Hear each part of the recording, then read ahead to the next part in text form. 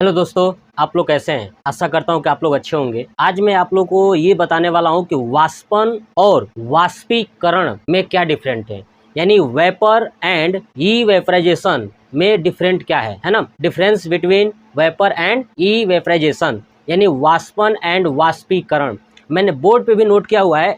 और मैं आपको ये भी बताने वाला हूँ कि रोटी जो है कि फूलती ही क्यों है। कपड़े को रखने पे धूप में सूख जाता है, छत के ऊपर पानी का छिड़काव करने से छत जो है कि ठंडा हो जाता है, हथेली पर पेट्रोल रखने से पेट्रोल क्या होता है, हथेली ठंडा होने लगता है, बर्फ रखने से हथेली पे ठंडक महसूस होता है।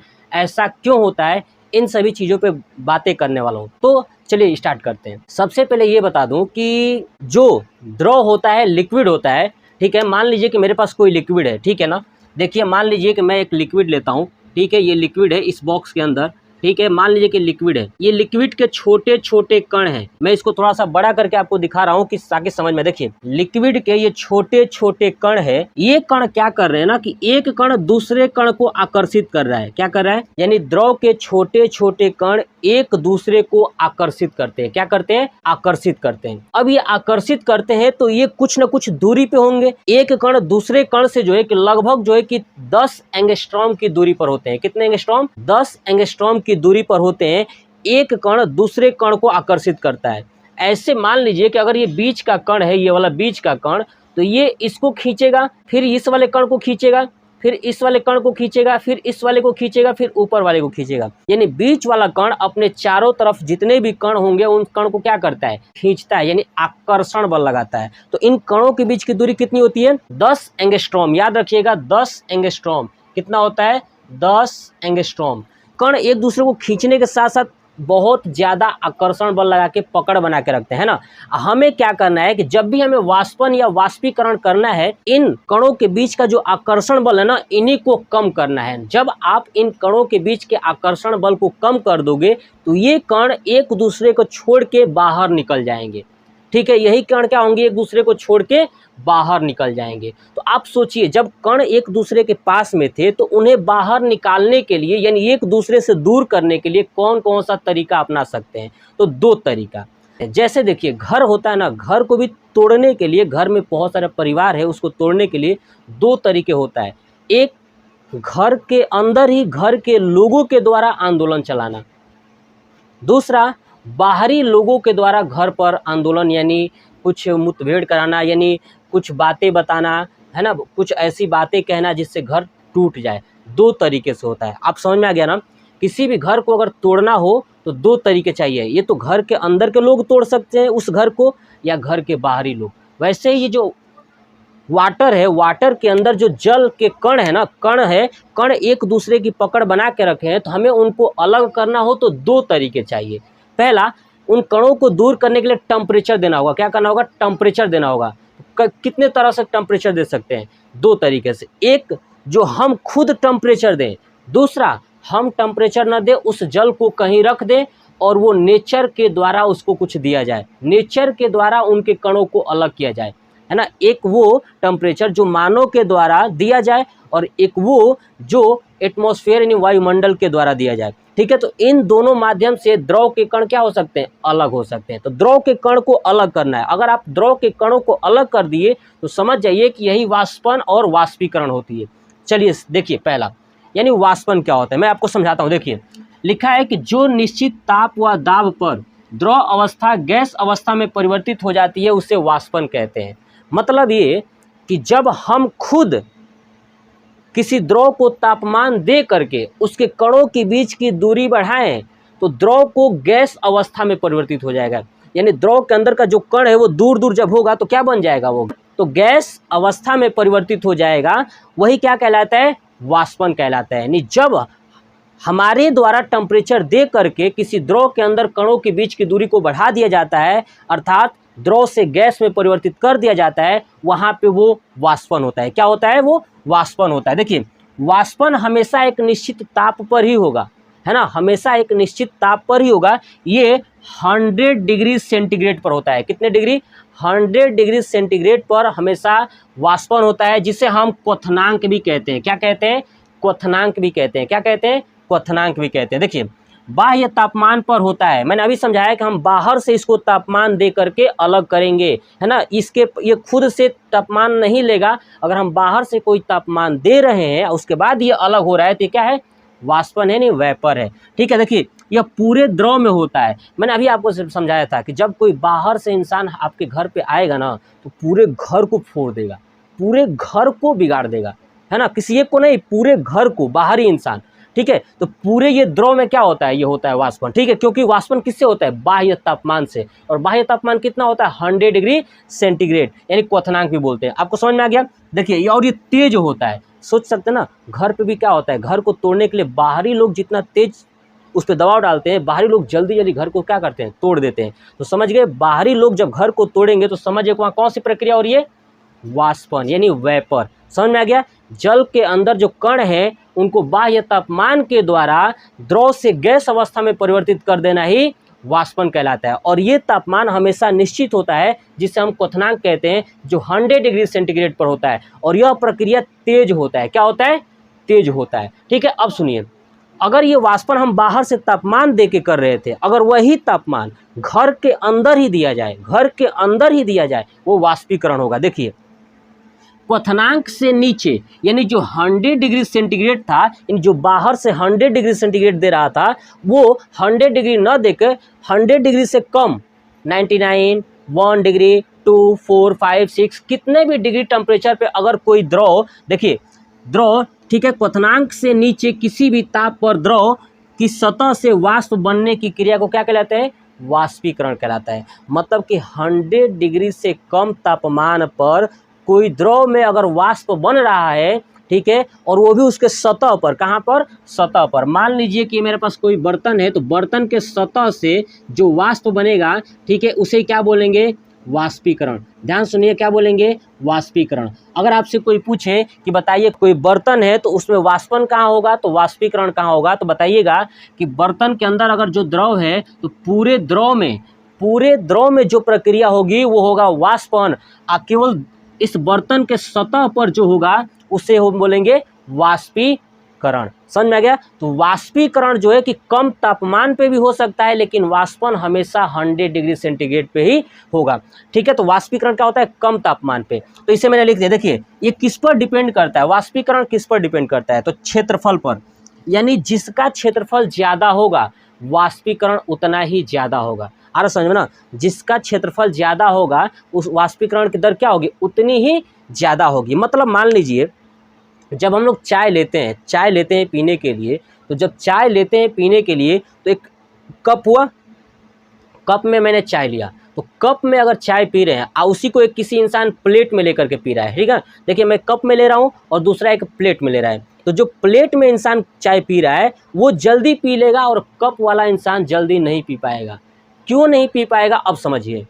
जब ये कप है, ठीक है, और ये प्लेट था, तो प्लेट जो एरिया बड़ा है, उसका क्षेत्रफल क्या है, बड़ा है। तो मैंने बताया कि वाष्पीकरण कहाँ से स्टार्ट होता है, तो सतह से। कहाँ से, सतह से। तो जब हम प्लेट में रखेंगे तो क्षेत्रफल क्या हो जाएगा, बढ़ जाएगा चाय का, तो वहाँ से वाष्पीकरण की दर तेज हो जाएगी, जिसके कारण वो चाय जल्दी ठंडी होने लगेगी, जिसके कारण वो जल्दी पी लेगा। और हम जो कप में लिए हैं, कप में क्षेत्रफल कम है, इसलिए वो धीरे धीरे ठंडा होगा, यानी वाष्पीकरण की दर कम हो जाएगी। दूसरा ऐसे ही जब घर पे जो है कि अब मान लीजिए कि दूध हम गिलास में लेते हैं पीने के लिए, तो गिलास वाला दूध जो क्या होता है, देखते हैं ना, कभी कभी चाय पीते हैं या दूध पीते हैं, कैसे पीते हैं, फूंक फूंक के।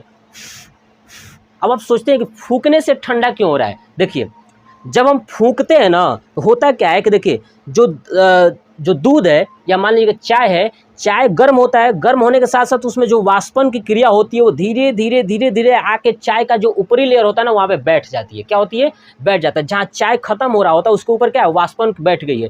अब हम क्या करते हैं, उसको फूंक के वहाँ की वाष्पन को हटा देते हैं। क्या करते हैं, फूकेंगे तो वो वाष्पन है ना, वाष्पन जैसे हटेगी तो जो वाष्पन आके रुक रहा था वो सीधे क्या हो जाएगा, बाहर। अब रुकेगा नहीं, अब लेयर नहीं बनाएगा, जो लेयर बना के रखा था जैसे फूक रहे हैं वो लेयर हटेगा, तो नीचे से वाष्पन क्या होगा, तेज हो जाएगी, जिसके कारण वो दूध जो है या चाय जो है कि जल्दी ठंडा होने लगेगा।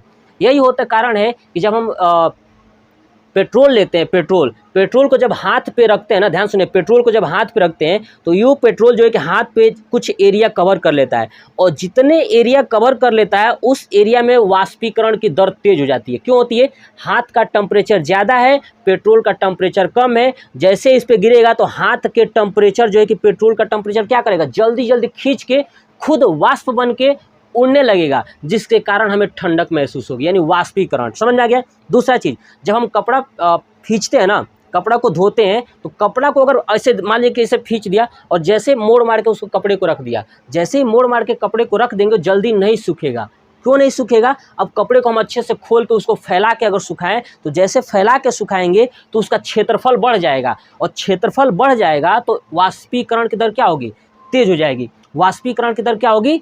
तेज हो जाएगी। जितना क्षेत्रफल ज़्यादा होगा वाष्पीकरण की दर उतनी ही ज़्यादा होगी, क्योंकि इस देखिए पूरा सतह से अब हवा का कांटेक्ट होगा, है ना, तो हवा जैसे इस पे लगेगी तो यहाँ से जो द्रव है जल्दी जल्दी उसके कण अलग होना स्टार्ट कर देंगे। समझ में आ गया? ठीक है, तो क्या था? वाष्पीकरण। दूसरा चीज़, जैसे रोटी देखें ना, रोटी फूल जाता है। रोटी क्यों फूलता है? देखिए, जब रोटी होता है, रोटी को पकाया जाता है, तो जब बेल के जब उस तवे पे रखा जाता है, तो जब तवे पे रखते हैं तो जिस साइड तवे के ऊपर होता है ना, वो साइड धीरे धीरे पकने लगता है। क्या होता है? पक जाता है। फिर जब अब पकता है तो ध्यान सुनिए, जब पकता है तो उसके अंदर पानी है, यानी जब रोटी बनाया जाता है तो गूंथने के लिए आटा को पानी मिलाया जाता है ना, तो पानी धीरे धीरे वेपर बनेगा। क्या बनेगा? वेपर बनना स्टार्ट होगा, यानी वाष्प बनेगा। वाष्प बन के नीचे के तल से ऊपर आ जाएगा। नीचे के तल से क्या आएगा? ऊपर।